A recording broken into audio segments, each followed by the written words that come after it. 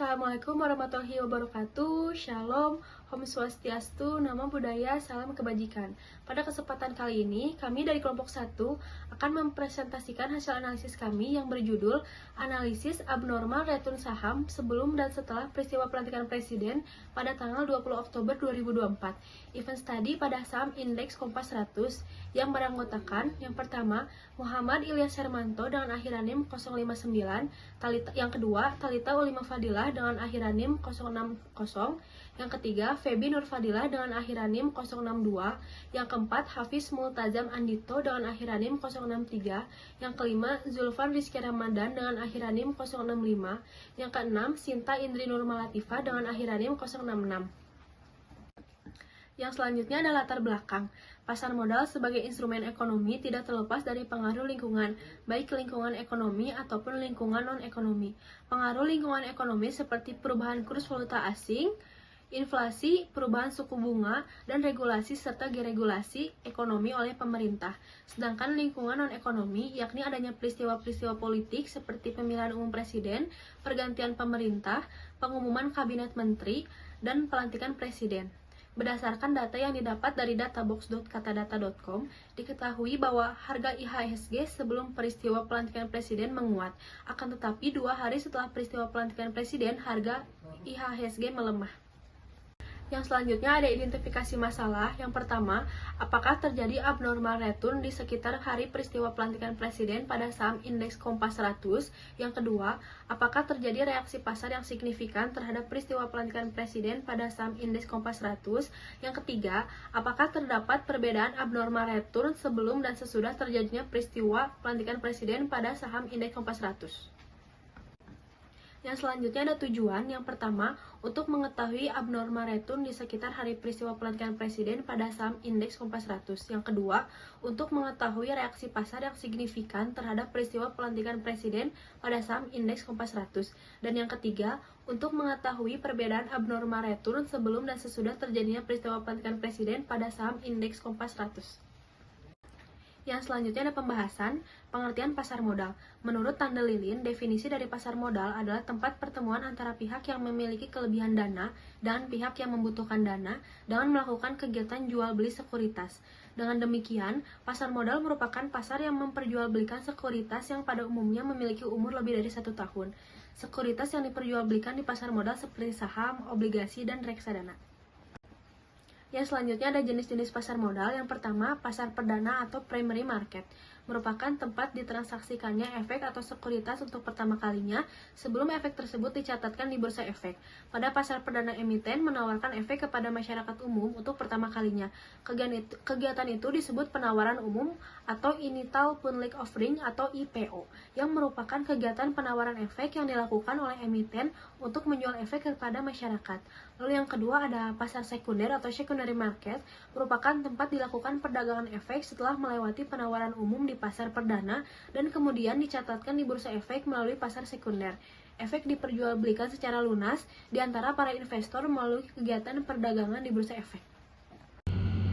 Pembahasan fungsi pasar modal. Yang pertama ada fungsi saving sebagai alternatif bagi masyarakat yang ingin menghindari penurunan mata uang yang disebabkan oleh inflasi.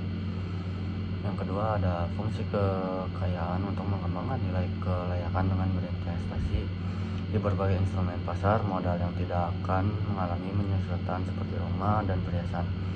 Investor harus memilih saham yang tepat sehingga dapat menjadikan kekayaan berupa saham ataupun obligasi di masa depan. Yang ketiga ada fungsi anal instrumentasi pasar modal, mudah dicairkan sehingga memudahkan masyarakat untuk memperoleh dananya dibandingkan rumah dan tanah. Yang keempat ada fungsi pinjaman pasar modal, merupakan sumber pinjaman bagi pemerintahan maupun perusahaan untuk membiayai kegiatannya. Yang selanjutnya ada pembahasan faktor yang mempengaruhi pasar modal. Yang pertama ada dari faktor internal dan yang kedua ada faktor eksternal. Dari faktor internal yang pertama kinerja perusahaan, return on asset atau ROA, dan earning per share atau biasa disebut EPS adalah indikator penting yang sering digunakan untuk menilai kinerja perusahaan. Yang kedua ada struktur modal. Perusahaan dengan struktur modal yang baik cenderung lebih stabil dan menarik bagi investor. Yang ketiga ada kebijakan dividen. Investor seringkali mempertimbangkan dividen sebagai salah satu faktor dan pengambilan keputusan investasi. Yang keempat ada manajemen perusahaan, kualitas manajemen dan keputusan strategi yang diambil oleh direksi perusahaan sangat mempengaruhi terhadap kinerja dan reputasi perusahaan di mata investor.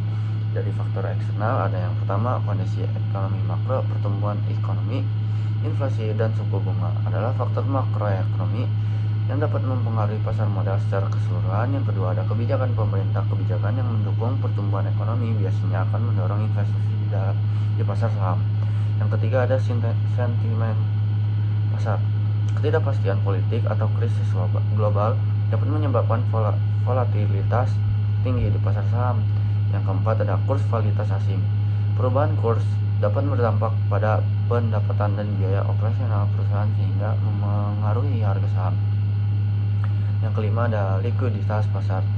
Tingkat likuiditas yang tinggi biasanya menarik lebih banyak investor ke pasar. Selanjutnya ada pembahasan instrumen pasar modal. Menurut Harjito dan Martono 2014, instrumen pasar modal pada prinsipnya merupakan surat-surat berharga yang secara umumnya diperjualbelikan melalui pasar modal. Berikut beberapa instrumen pasar modal. Ada 5. Yang pertama ada saham. Saham ini instrumental investasi yang paling populer di pasar modal. Saham adalah bukti kepemilikan atas sebagian pasar aset perusahaan. Yang kedua ada obligasi. Obligasi ini instrumen utang jangka menengah hingga jangka panjang yang diterbitkan oleh perusahaan atau pemerintah untuk memperoleh dana dari investor. Yang ketiga ada reksadana.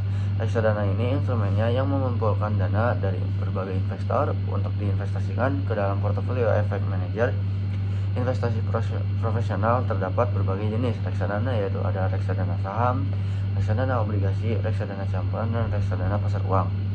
Yang keempat ada derivatif. Merupakan instrumen keuangan yang dinilai tergantung pada aset dasar atau mata uang. Derivat yang umum diperdagangkan di pasar modal seperti opsi, future dan swap. Yang kelima ada exchange trade fund atau biasa disebut ETF. Merupakan jenis reksadana yang diperdagangkan di bursa efek seperti saham. Yang selanjutnya ada pembahasan pengertian saham. Pengertian saham itu ada dari pengertian Darmaji dan Fahrudin 2012. Saham diartikan sebagai tanda kepemilikan seorang atau badan dalam suatu perusahaan atau perseroan. Hal ini menunjukkan bahwa pemegang saham memiliki bagian dari perusahaan dan berhak atas laba yang dihasilkan. Terdapat 2 jenis saham menurut Darmaji dan Fahrudin 2012. Yang pertama ada saham biasa. Saham biasa disebut common stock. Saham biasa memberikan hak suara kepada pemilikan dalam rapat umum pemegang saham dan hak untuk mendapatkan dividen setelah pemegang saham preferen. Yang kedua ada saham preferen atau biasa disebut preference stock. Saham preferen memberikan hak istimewa kepada pemiliknya untuk mendapatkan pembayaran dividen lebih besar dibandingkan saham biasa. Baik, di sini saya akan menjelaskan slide efisiensi pasar. Tandelin 2017 menyatakan bahwa untuk bidang keuangan, konsep pasar yang efisien lebih ditekankan pada aspek informasi.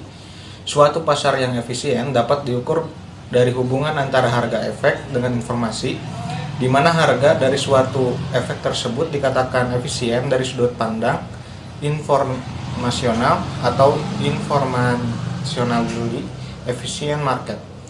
Teori efisien market hipotesis dapat diklasifikasikan ke dalam 3 bentuk umum, yaitu yang pertama efisiensi pasar bentuk lemah atau disebut weak form. Yang kedua efisiensi pasar bentuk setengah kuat semi strong form. Yang ketiga efisiensi pasar bentuk kuat strong form. IHSG indeks harga saham gabungan. IHSG merupakan indeks yang menunjukkan perkembangan harga saham di Bursa Efek Indonesia. BIE Widayanti et al. 2017. Fungsi IHSG yaitu ada 5. Yang pertama sebagai indikator utama pasar modal. Yang kedua menunjukkan pergerakan pasar saham. Yang ketiga mencerminkan kondisi bursa saham. Yang keempat sebagai acuan bagi investor. Dan yang terakhir mencerminkan kinerja saham. Lalu return adalah keuntungan yang diperoleh dari suatu investasi. Return dapat berupa return realisasi yang sudah terjadi dan return ekspektasi yang belum terjadi tetapi diharapkan akan terjadi di masa yang akan datang. Secara sistematika, return suatu investasi saham dapat ditulis sebagai berikut. Return total, yield, plus capital gain loss. Lalu ada abnormal return. Abnormal return yaitu kelebihan keuntungan yang telah didapatkan terhadap keuntungan normal. Keuntungan normal adalah return ekspektasi yang diharapkan investor. Dengan demikian, return tidak normal adalah selisih antara return sesungguhnya dengan return ekspektasi. Rumus abnormal return ARIT sama dengan REIT dikurangi REIT. Keterangan ARIT, abnormal return untuk saham pada waktu. REIT, return sesungguhnya yang terjadi untuk saham I pada waktu T. REIT, return ekspektasi yang terjadi untuk saham I pada waktu T. Lalu selanjutnya ada pembahasan mengenai indeks saham Kompas dan juga teori event study. Indeks saham Kompas 100 ini merupakan indeks saham yang terdiri dari 100 perusahaan publik yang terkemuka di Indonesia, yang dipilih berdasarkan kriteria-kriteria tertentu seperti kapitalis pasar, likuiditas, dan kinerja keuangan. Indeks ini dirancang untuk memberikan gambaran yang lebih spesifik tentang kinerja saham-saham blue chips di Indonesia. Lalu ada teori event study. Event study adalah metode penelitian kuantitatif yang digunakan untuk mengukur dampak suatu peristiwa tertentu terhadap harga saham suatu perusahaan. Peristiwa tersebut dapat berupa pengumuman merger, pengumuman dividen, atau pengumuman hasil kinerja keuangan. Lalu pembahasan selanjutnya yaitu mengenai pelantikan presiden. Nah, pelantikan presiden dapat mempengaruhi harga saham karena peristiwa ini dianggap sebagai informasi yang penting oleh pasar modal. Pelantikan presiden ini baru dapat memicu perubahan kebijakan ekonomi, politik, dan sosial yang berdampak pada kondisi bisnis dan investasi. Beberapa dampak pelantikan presiden terhadap harga saham itu yang pertama ada dampak positifnya. Dampak positifnya itu yang pertama ada meningkatkan kepercayaan investor, lalu yang kedua ada membuat kebijakan ekonomi yang mendukung pertumbuhan bisnis. Yang ketiga yaitu meningkatkan aktivitas perdagangan saham. Lalu pada dampak negatifnya, yang pertama itu ada menimbulkan ketidakpastian dan kekhawatiran di kalangan investor. Yang keduanya mengubah kebijakan ekonomi yang tidak mendukung pertumbuhan bisnis. Lalu yang terakhir ada menurunkan aktivitas perdagangan saham. Lalu selanjutnya ada objek dan metode penelitiannya. Objek yang digunakan pada penelitian ini adalah perusahaan-perusahaan yang terdaftar di Bursa Efek Indonesia atau BI berdasarkan indeks saham Kompas 100. Dengan menggunakan metode penelitian event study atau studi peristiwa dengan cara menghitung abnormal return pada masing-masing saham. Pertama, di sini saya akan menjelaskan mengenai populasi dan sampel. Jadi, populasi pada penelitian ini adalah indeks saham Kompas 100 dengan pengambilan sampel menggunakan teknik probability sampling. Sehingga sampel yang digunakan pada penelitian ini adalah sebanyak 10 perusahaan dengan kode saham ABBM, BBRI, WIFI, UNVR, MYOR, TINS, GOTO, SSMS, MIKA, dan PGAS. Lalu, periode penelitian yang digunakan adalah 10 hari periode estimasi dan 21 hari periode jendela yang terdiri dari 10 hari periode sebelum peristiwa, 10 hari periode setelah peristiwa, dan 1 hari periode kejadian. Selanjutnya, untuk pengujian hipotesis, penelitian ini melakukan 4 kali pengujian. Yang pertama itu ada uji normalitas data, yang kedua ada uji one sample t-test, yang ketiga ada uji Wilcoxon-Simpen test, yang keempat ada uji Poirot atau uji beda. Dengan kriteria pengujian apabila p-value itu lebih besar dari 5%, maka H0 diterima, dan sebaliknya jika p-value itu kurang dari 5%, maka H0 ditolak. Ini merupakan hasil perhitungan abnormal return PT ABM Investama Tbk atau ABBM. Selanjutnya ada dari BBRI. Selanjutnya ada hasil perhitungan abnormal return dari WIFI atau PT Solusi Sinergi Digital. Selanjutnya ada dari UNVR atau PT Unilever Indonesia Tbk. Selanjutnya ada hasil perhitungan abnormal return dari MIOR atau PT Mayora Indah Tbk. Selanjutnya ada hasil perhitungan abnormal return dari PT Timah Tbk atau TINS. Selanjutnya ada hasil perhitungan abnormal return dari Goto. Selanjutnya ada dari SSMS atau PT Sawit Sumber Masarana Tbk. Selanjutnya ada dari Mitra Keluarga Karya Sehat Tbk atau MIKA. Dan terakhir ada hasil perhitungan abnormal return dari PGAS atau PT Perusahaan Gas Negara Tbk. Lalu ini ada uji normalitas yang berhipotesiskan H0 mu sama dengan 0 data berdistribusi normal, H1 mu tidak sama dengan 0 data berdistribusi tidak normal.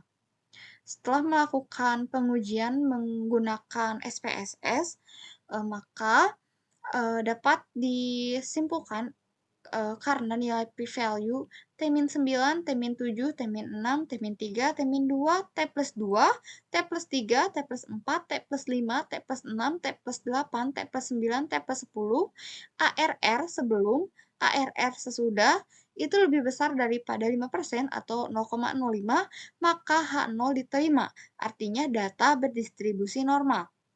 Sedangkan untuk T-10, T-8, T-5, T-4, T-2, T0, T+1, dan T+7 itu kurang daripada 5% atau 0,05, maka H0 ditolak.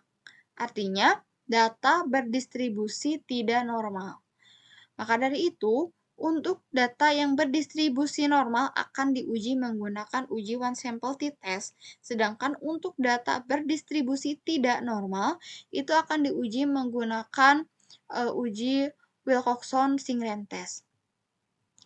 Lalu ada pengujian one sample t-test untuk data berdistribusi normal dengan hipotesis H0 mu sama dengan 0, tidak terdapat abnormal return di periode peristiwa pelantikan presiden pada indeks saham Kompas 100, H1 mu tidak sama dengan 0, terdapat abnormal return di periode peristiwa pelantikan presiden pada indeks saham Kompas 100.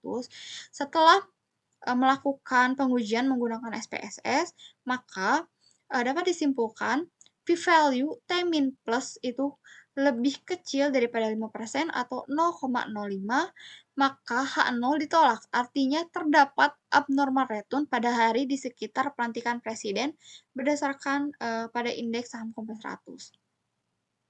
Selanjutnya untuk uji Wilcoxon-Singren test untuk data yang tidak berdistribusi normal dengan hipotesis H0 mu sama dengan 0, tidak terdapat abnormal return di periode peristiwa pelantikan presiden pada indeks saham Kompas 100, H1 mu tidak sama dengan 0, terdapat abnormal return di periode peristiwa pelantikan presiden pada indeks saham Kompas 100.